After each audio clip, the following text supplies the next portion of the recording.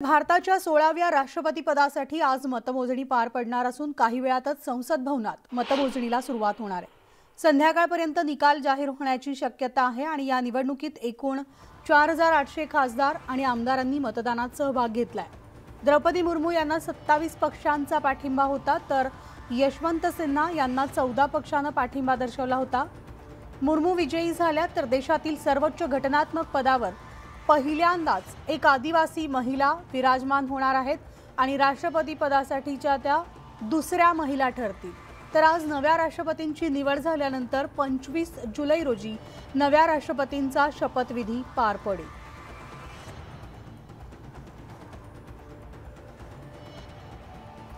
तर ग्राफिक्सच्या माध्यमातून द्रौपदी मुर्मू यांचा परिचय आपण पाहूयात। 20 जून 1958 रोजी ओडिसाच्या मयूरभंजमध्ये त्यांचा जन्म झालाय। तर 1997 मध्ये रायरंगपूर नगरपंचायतीमध्ये नगरसेवक म्हणून त्या निवडून आल्या आणि 2000 आणि 2009 मध्ये रायरंगपूर मतदारसंघातून त्या भाजपच्या आमदारही होत्या आणि 2002 ते 2004 या इथून भाजपमधून बीजू जनता दलाच्या सरकारमध्ये त्या मंत्री होत्या। 2007 मध्ये सर्वोत्कृष्ट आमदार म्हणून नीलकंठ पुरस्काराने त्यांना सन्मानित करण्यात आलं। तर 2010 आणि 13 मध्ये भाजपच्या मयूरभंज जिल्हाध्यक्षपदाची जबाबदारी त्यांच्यावर होती। 2013-15 साली अनुसूचित जाती मोर्चाच्या राष्ट्रीय सचिव होत्या आणि 2015 मध्ये झारखंडच्या पहिल्या महिला आणि आदिवासी राज्यपाल त्या होत्या। तर यशवंत सिन्हा यांचा आपण एक जीवन परिचय पाहूयात। 6 नोव्हेंबर 1937 साली त्यांचा जन्म झालेला असून पाटणा येथे विद्यापीठात त्यांनी आपलं शालेय शिक्षण पूर्ण केलेलं आहे। 1958 साली पाटणा विद्यापीठातून राज्यशास्त्रात पदव्युत्तर झाले आणि शिक्षण पूर्ण केलं। तर 1958 ते 1960 या साली महाविद्यालयात राज्यशास्त्राचे ते प्राध्यापक होते। तर 1960 साली भारतीय प्रशासकीय सेवेत ज्या IAS मध्ये ते रुजू झाले आणि 24 वर्षांच्या कार्यकाळात त्यांनी अनेक पदही भूषवली। तर 1984 साली IAS ची नोकरी सोडून त्यांनी राजकारणात प्रवेश केला। 1984 साली जनता पक्षाचे ते सदस्य झाले। 1986 मध्ये अखिल भारतीय सरचिटणीस म्हणून त्यांची नियुक्ती झाली आणि 1988 मध्ये राज्यसभेचे सदस्य म्हणूनही ते निवडून आले। तर 1990 ते जून 1991 पर्यंत चंद्रशेखर यांच्या मंत्रिमंडळात ते अर्थमंत्री देखील होते। 1992 साली भारतीय जनता पक्षात त्यांनी प्रवेश केला। 1996 साली हजारीबाग झारखंड लोकसभा मतदारसंघातून ते विजयी झाले। तर 1998 साली हजारीबाग लोकसभा मतदारसंघातून भाजपच्या तिकिटावर विजयी झाले असून अटल सरकारमध्ये ते अर्थमंत्री देखील होते। 1 जुलै 2002 साली परराष्ट्र मंत्री म्हणून त्यांची नियुक्ती करण्यात आली आणि 2004 साली निवडणुकीमध्ये पराभूत झाले। तर 2009 मध्ये हजारीबाग झारखंड लोकसभा मतदारसंघातून ते विजयी झाले आणि 2014च्या निवडणुकीच्या राजकारणापासून दूर राहण्याची इच्छा त्यांनी व्यक्त केली। तर मोठा मुलगा जयंत सिन्हा यांना तिकीट देण्यात आलं। 2018 मध्ये सरकार आणि पक्ष नेतृत्वाशी मतभेद झाले आणि भाजप सोडण्याचा निर्णय त्यांनी घेतला। तर 2021 साली अखिल भारतीय तृणमूल काँग्रेसमध्ये ते सामील झाले।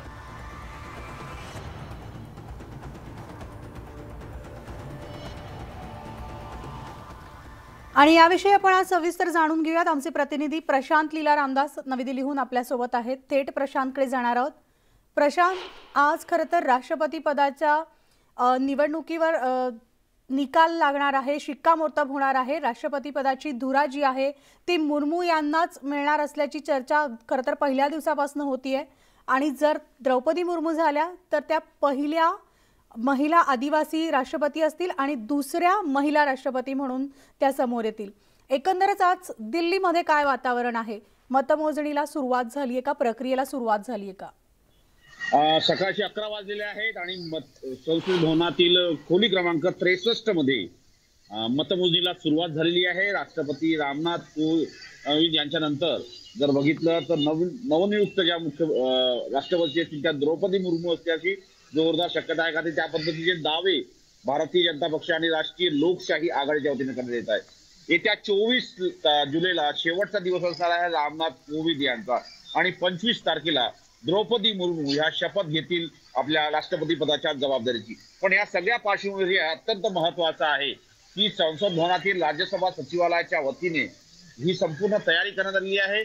सध्या घडीला राज्यभरातून राज्यातील विविध विधानसभेतून जे आलेल्या मतपेट्या आहेत त्यांना सगळ्यात पहिले एकत्र करण्याचं काम होईल आणि एकत्र केल्यानंतर त्यांचे 25-25चे गठ्ठे लावण्यात येणार असल्याची माहिती पुढे आलेली आहे. ते गठ्ठे लावल्यानंतर साधारणतः 12 वाजता पहिला कल पुढे येईल, ज्यामध्ये स्पष्ट होईल की द्रौपदी मुर्मू यांना पहिल्या टप्प्यामध्ये किती टक्केवारीमध्ये मतं मिळालेली आहे. आणि साधारणतः त्यांना जर जी माहिती मिळते की साधारणतः 70% जास्त द्रौपदी मुर्मू यांना निश्चितपणे मतं मिळतील, अशा प्रकारची रणनीती लोकशाही आघाडीच्या वतीने ज्यांना राष्ट्रपती पदाची निवडणुकीची जबाबदारी देण्यात होती, गजेंद्र शेखावत, त्यांनी हा दावा केलेला आहे. या संपूर्ण निवडणुकीमध्ये फक्त 8 लोकांनी मतदान केलेलं नाहीये, बाकी सर्वांनी म्हणजे 99.7% लोकांनी मतदान केलेलं आहे.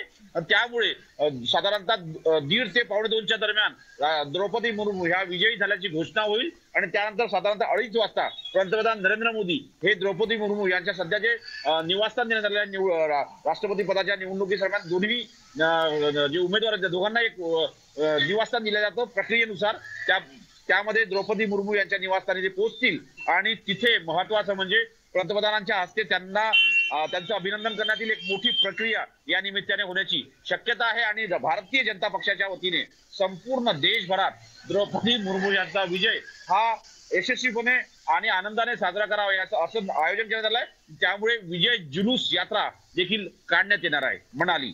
नक्कीच प्रशांत, आणि त्यामुळे सगळ्यांचं लक्ष खरं तर आज दिल्लीकडे लागलेलं आहे, या निकालाकडे लागलेलं आहे आणि तिथले सगळे अपडेट्स घडामोडी जाणून घेत राहू तुर्तास.